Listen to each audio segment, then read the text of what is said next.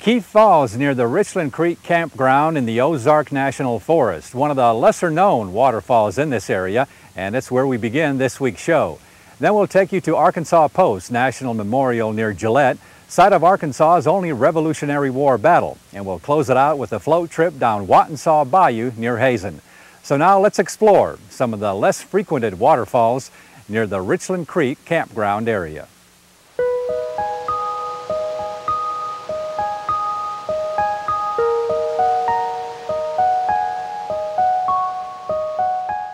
To get to Keith Falls, look for Forest Road 1205 off Highway 16 south of Ben Hur. Take it for a little over 6 miles until you spot a trail going up a hill. It's an easy to moderate hike, about half a mile. This is one of those falls that you come upon in the wilderness that you least expect and is quite rewarding when you do reach it.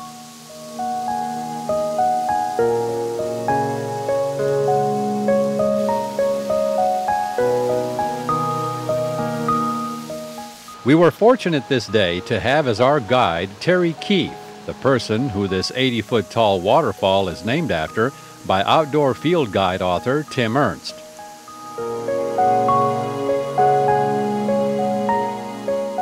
Officially or unofficially, it was nice of Tim to do that. We hiked back in here several years ago, and he said one day I'll do a waterfall book and name one after you. And I thought, yeah, right, Tim, but you know, it's good for his word. He went ahead and did it. I appreciate it.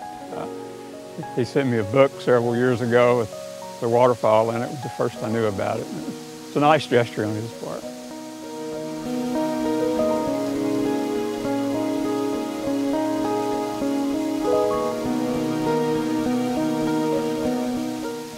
Being an avid waterfall explorer, Keith talked with us about the technique of discovering waterfalls in the wilderness.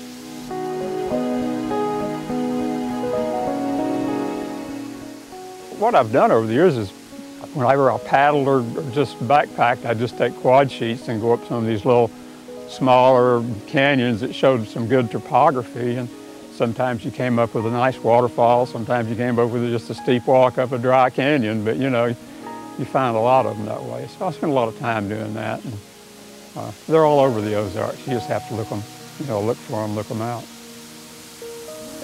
So usually when you find a stream and you follow it, you say usually at somewhere at the beginning of it there might be a waterfall. A lot of times there is, you know. And like I say, there's a lot of times that you just end up walking up a steep creek. There's a big watershed right over the top of this mountain called Bobtail Creek that runs down into Richland, and I've walked it from the very tip top all the way down, and it drops off about 125 feet a mile and never a waterfall on it, you know. And you'd think it'd be full of them, but it really isn't. So you just kind of have to hit the right thing. If you're lucky, you can hit some shale like this, you know, when you see these bluffs, you know you're getting pretty close to one. And they just have to come across these bluff lines.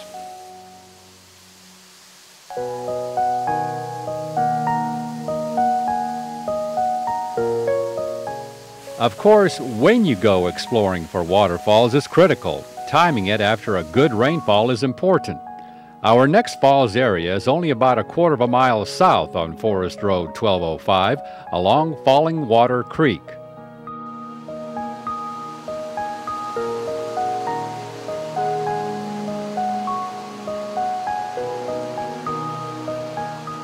The slide, as Keith calls it, is also quite popular with kayakers when it's running good. It's also called Six Finger Falls due to all the mini falls outcroppings.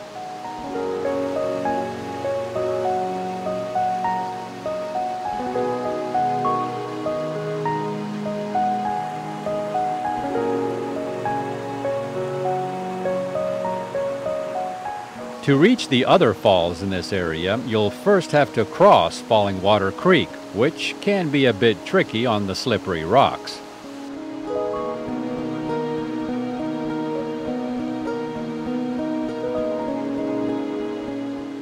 About a couple hundred yards or so downstream off to the left, you'll notice 2 tall bluff lines with the stream flowing between them. Just follow that stream and it'll take you to this waterfall.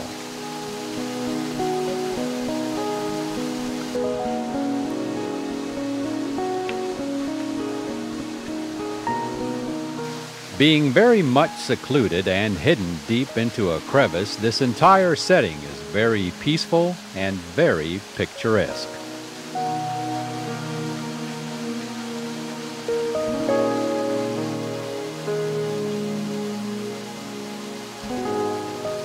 This is also the ideal swimming hole with the average water depth at 6 to 8 feet.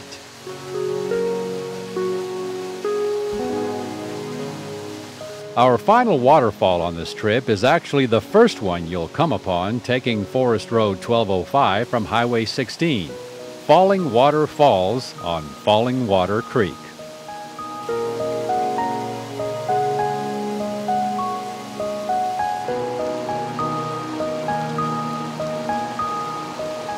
This too is a favorite falls area with kayakers during high water who enjoy the thrill of going over them. Also, another popular swimming hole as well.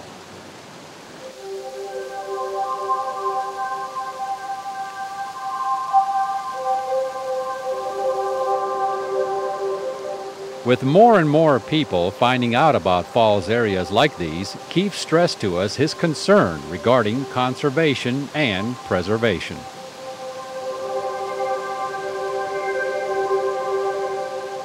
You know, there's kind of good and bad on all this. When I first found this and some other ones I'll take you to, there weren't any trails into it, weren't any paths into it. And then you come up now and walk up to these, and it's a kind of a muddy path into here, and it tends to break down those slopes, especially the north-facing ones, and where there's a lot of moisture in them. And the same going up to Twin Falls and Richland Falls on Richland Creek out of the campground there. It destroys the vegetation pretty bad. It's hard, you know, the places are there and people are going to get there, but they need to try to be careful and not tear anything up as best they can.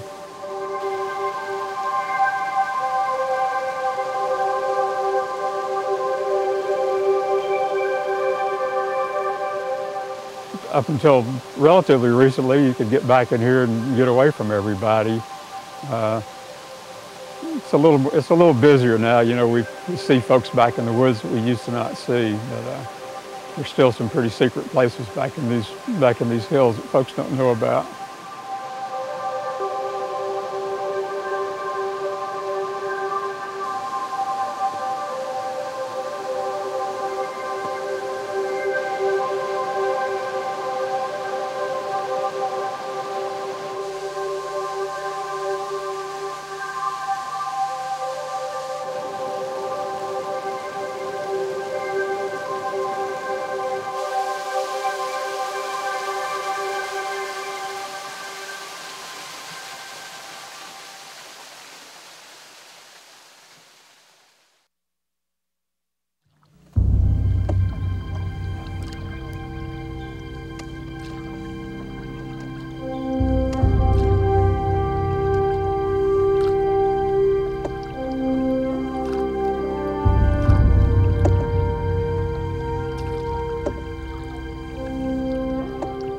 This is the way the earliest explorers first saw what was to become Arkansas Post, from the bow of a canoe.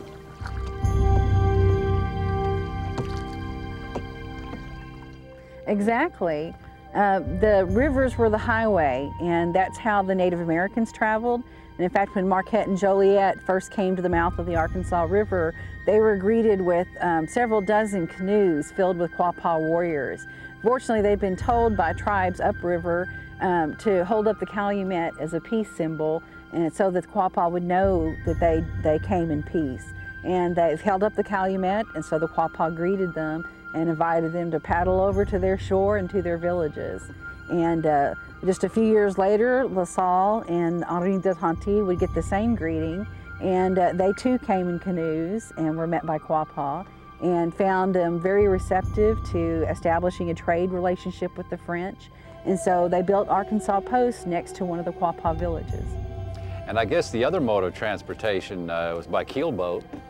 Right, the keelboats came along in the 1700s and were used up even after steamboats came along, because they were very practical boats.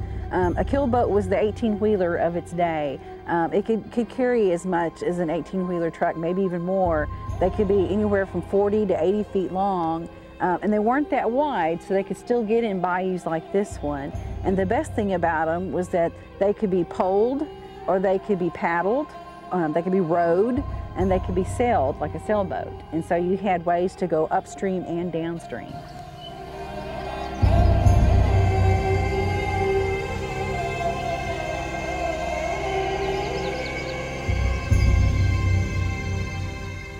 Settled by the French in 1686, the remote post de Arkansas was the first permanent European colony in the lower Mississippi River Valley. The French, being Catholic, constructed crosses at the post.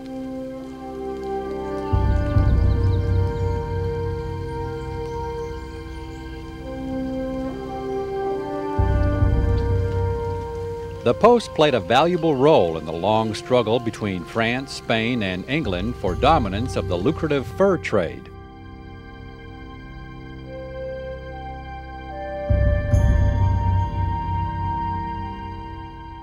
People forget that this area was settled by fur traders, by hunters and trappers.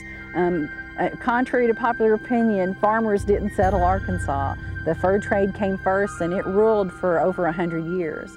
And even after farmers came to begin colonizing the area and settling in the new part of the United States, fur trapping continued to be the way to put money in their pockets, because many of the farmers barely grew enough to support themselves, much less bring in some cash to buy other things with. But through the fur trade, even through the 1940s, my father, as a child, earned pocket money and money for his family through hunting raccoon and other small mammals and selling them at a local Steinberg's in town.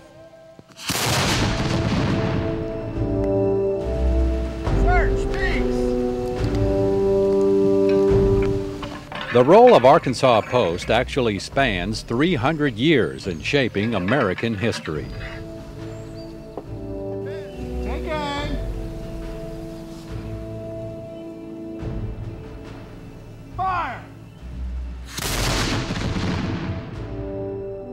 In 1783, Colbert's Raid took place, which was not only the last battle of the American Revolution on American soil, but also Arkansas's only Revolutionary War event. Fire!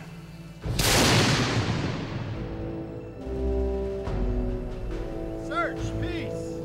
Colbert was a British loyalist, and he gathered a few other British partisans in Chickasaw and marched over to what is today Arkansas Post National Memorial.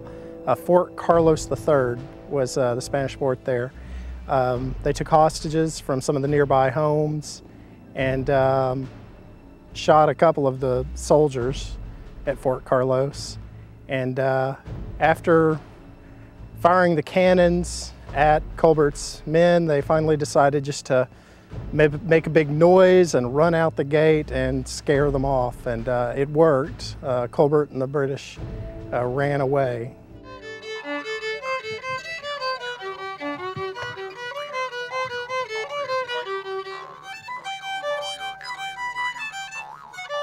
After Arkansas Post became a part of the United States following the Louisiana Purchase, in 1819 it was selected as the first capital of the new Arkansas Territory, and has often been referred to as the birthplace of Arkansas.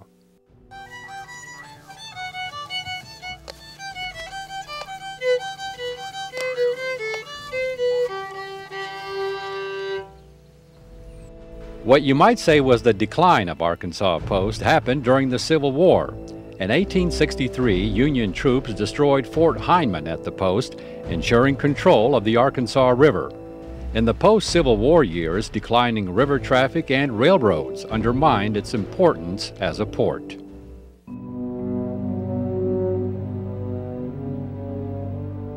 Today, Arkansas Post National Memorial is a pristine habitat for hundreds of aquatic plant and animal species, and a great way to explore it all is to take advantage of one of the bayou floats that are offered in the spring and fall.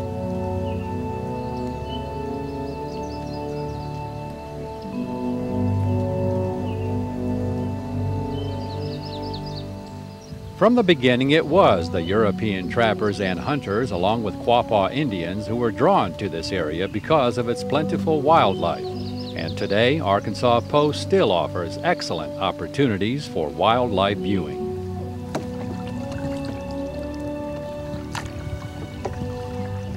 Lots of wildlife, and it does change seasonably. Of course, we get a lot of waterfowl in here during the fall who stay through the winter, and we also have hawks and eagles that come into the area in the fall and stay through the winter months as well. And then in the spring, we have a whole different group that arrive with the spring migrants. Prothonotary warblers and many other songbirds come in the springtime, and so depending on what month you come, you should come back about 3 to 6 months later and you'll see maybe a whole different population here.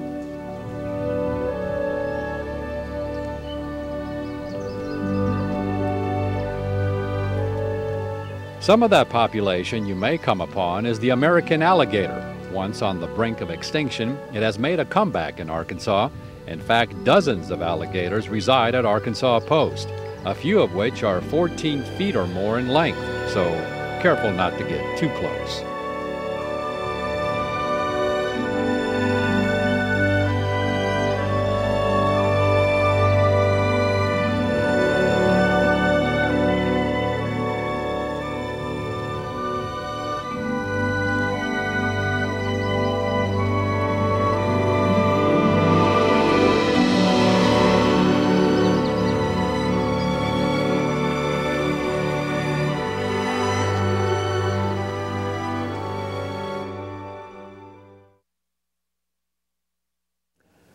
Wildlife management areas have, of course, been very popular with hunters and anglers, but not so much so with those who carry a paddle instead of a gun or a fishing rod.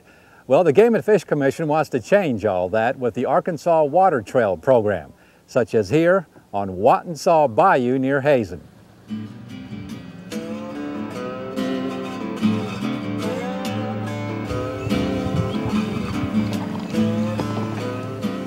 Wattensaw Bayou is located in the Wattensaw Wildlife Management Area north of Interstate 40 off Highway 11.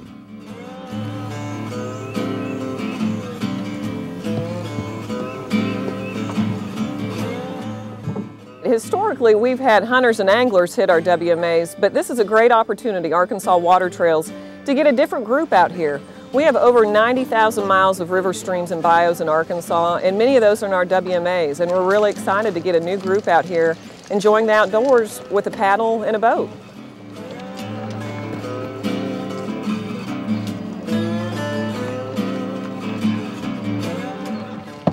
Floating in a canoe or kayak provides a wonderful opportunity and an extra added advantage in viewing wildlife.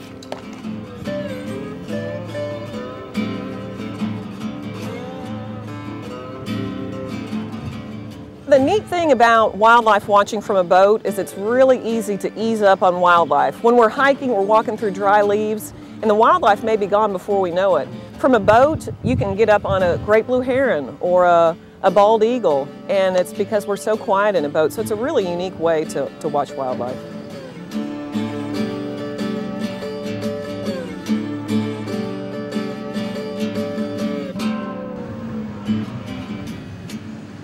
Wattensaw Bayou is going to make a good trail. It's about 7 miles, I think, down to the mouth where the White River is, and today you can see nice flooding we've got out here. This is all backed up from the White River, so we're going to get a lot of variety of experiences here. Sometimes there'll be a nice current, and then sometimes it'll be nice backwater conditions like this where you don't have to stay on the trail. You can go out and play in the trees if you want to. So this is going to be a good addition, and its designation will attract a lot of deserving attention to it.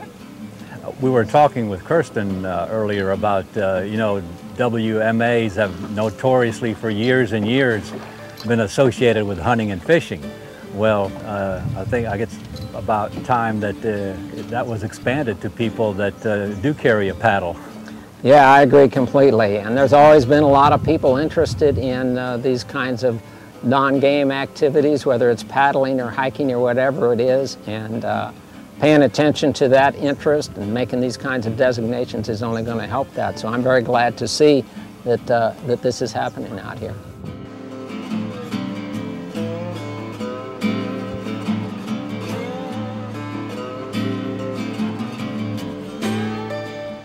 The key to this program is the Game and Fish is looking for partners. We're looking for groups, volunteers that want to set up a water trail in their community. The Arkansas Canoe Club has been our partner on this trail, and they're the eyes and ears of our program. They get out, they check the trail, they maintain our access sites. So our website, www.agfc.com, has application materials to join the Game and Fish and get a water trail in your community.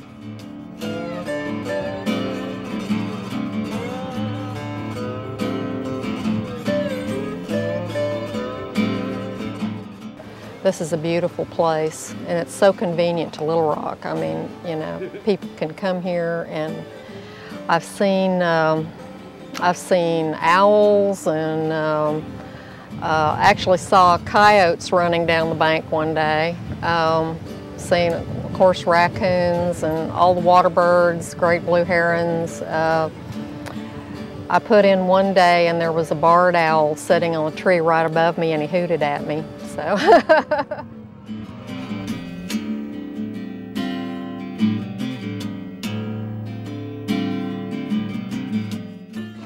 It actually has some pretty good flow in it after rains, and unlike a lot of other wetlands, swampy wetland areas, there are actually some highlands, some hills up in here that you can paddle up into. There's actually, it's not all flat, and but at the same time you get the big cypress trees. It's got, you know, huge trees that are unusual. The bases, the buttresses of the trees are like really huge, and it's one of the most scenic areas I've ever been in. I've paddled in Bayou de View and Cache River and down on the White River Wildlife Refuge.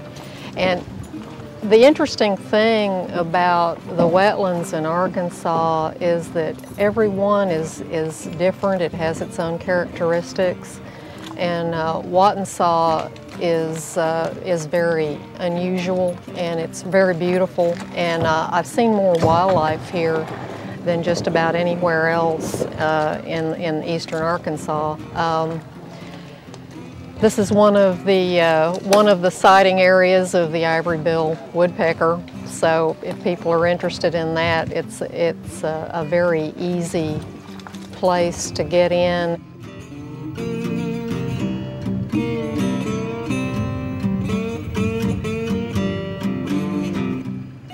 It's hoped that by getting more people out to enjoy those areas they may not have considered going to in the past, that they'll also become involved in conservation and preservation efforts.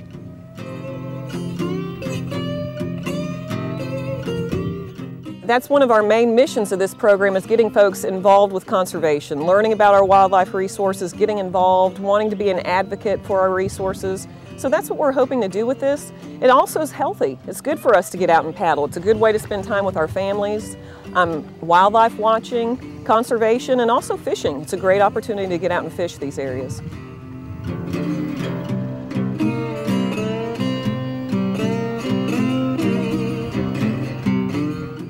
A good book to have to assist you in wildlife viewing opportunities across the state is the Game and Fish Commission's Watchable Wildlife Guide. It gives great locations to go view wildlife. It gives tips on when to go, directions on how to get there, what kind of wildlife you can see. So that's something you can get from our website, or you can visit one of our offices and pick up.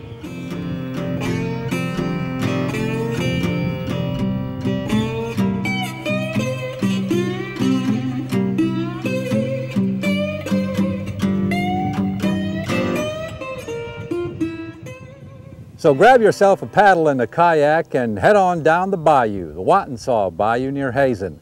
And for more on this destination, plus many of our others, and to view our maps, or to order a copy of an episode, visit our website, aetn.org/exploringarkansas. And we'll see you again the next time for another exciting adventure on Exploring Arkansas.